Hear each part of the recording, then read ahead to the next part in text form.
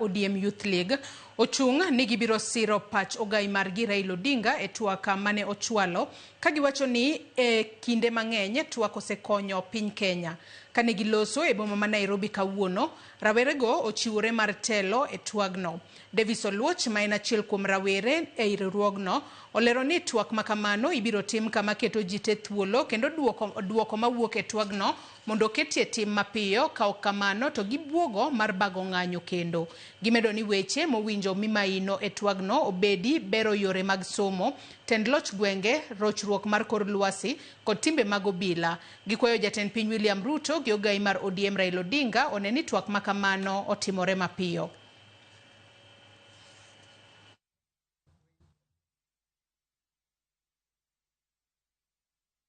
Police wachango, students wachango, nyithikie wachango, chokora mane streets to wachango, to Gen Z to geto ge wachango, to Gen Alphas to wachango, to jo puonje to wachango, to jo media to wachango, to president ni magoro wagoya ni ento wachango, to prime minister to wachango, to Rigadi Chabwa kele mbo winja ne wachne no.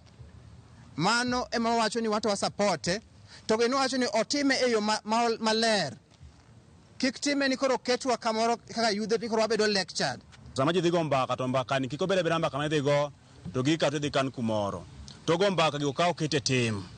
Wakwaja kom gi jowa mabiro telo ne gini sama go mbaka kaka piny. Ni to bed mbaka migoyo gi kiwango. Wanyalo go mbaka migoyo igni beach ma kata jom neno berne kata loko ngimagi ok ne berne. But one day we will tell our grandchildren this was our generation that marched, that sat down with dialogue and won free education and better health care, police reforms and justice. But we also call on the government, including the president, to be genuine. Let this not be a PR stand or a baraza of lectures. Let it not be a demoted by youth who are handpicked to clap and pose for photos. It should be a playground for political brokers. The stakes are too high. We embrace it fully, we embrace the conclave fully, and we call upon it to be acted upon immediately.